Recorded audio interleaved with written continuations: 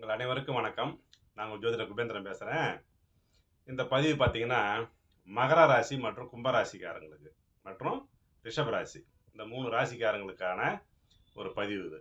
ஒன்றும் இல்லைங்க, 7:30 சனி விட்டுது. இன்னும் நம்ம மகரம், கும்பம், ரிஷப ராசிக்காரெல்லாம் கொஞ்சம் ஃப்ரீயாக இருக்க முடியல நிறைய பேருக்கு. சரிங்களா? ஏன்னா நான் அறிஞ்ச வரைக்கும் தான் உண்மை. இதுக்கு என்ன அடிப்படை காரணம்னு பார்த்தீங்கன்னா, ராசிநாதர்கள் சனி பகவானும் சுக்கிரனும் சர்ப்பகிரகமான ராகுவோட சேர்க்கையில் இருக்காங்க. அதுவும் கிட்டத்தட்ட பார்த்தீங்கன்னா 2 பேருமே சுக்கிரனும் சனியும் வந்து ராகு கிட்ட கிட்டத்தட்ட ஒரு 2, 3 டிகிரிக்குள்ளே தான் இருக்கிறாங்க. அதனால தான் இவங்களுக்கு வந்து இன்னும் மகரமும் ரிஷப ராசி வந்து இன்னும் முழுமையாக அந்த தாக்கத்துலேருந்து விடுபடலை. சரிங்களா?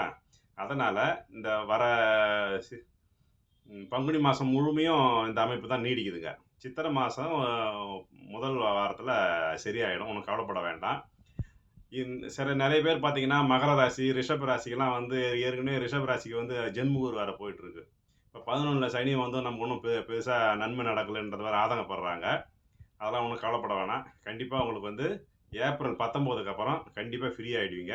அதேமாதிரி மகர ராசிக்கும் இதுதான் அந்த பதில். சரிங்களா? இப்போ நீங்கள் செய்ய வேண்டியதெல்லாம் ஒன்றே ஒன்று தான். அதாவது பள்ளி கொண்ட பெருமாள், அதாவது பெருமாள் வந்து சர்பத்தோடு இருக்கிறார் பார்த்தீங்களா? அந்த படத்தை வந்து நீங்கள் வீட்லேயும் வச்சுக்கலாம். இல்லைனா உங்கள் மொபைலில் வந்து ப்ரொஃபைல் பிக்சராகவும் வச்சு அதை வணங்கிட்டு வந்தீங்கன்னா கண்டிப்பாக வந்து உங்களுக்கு வந்து அந்த மன அழுத்தம் வந்து உறுதியாக வெளியே வருவீங்க. இது வந்து உண்மை. ஏன்னா நானும் திருவோணம் மகர ராசி தான். அந்த ஒரு வாரமாகவே அந்த சுக்கிரனும் சனியும் ராகு கிட்ட மிக நெருங்கி வர சூழ்நிலை வந்து மிக கடுமையாக இருந்தது எனக்கு. சரிங்களா? காலையில் தான் எனக்கு திடீர்னு தோணுச்சு, சரி என்ன கணக்குன்னு சொல்லிட்டு பார்த்துட்டு, ஏன்னா புதனும் கூட சேர்ந்துருக்கிறார்.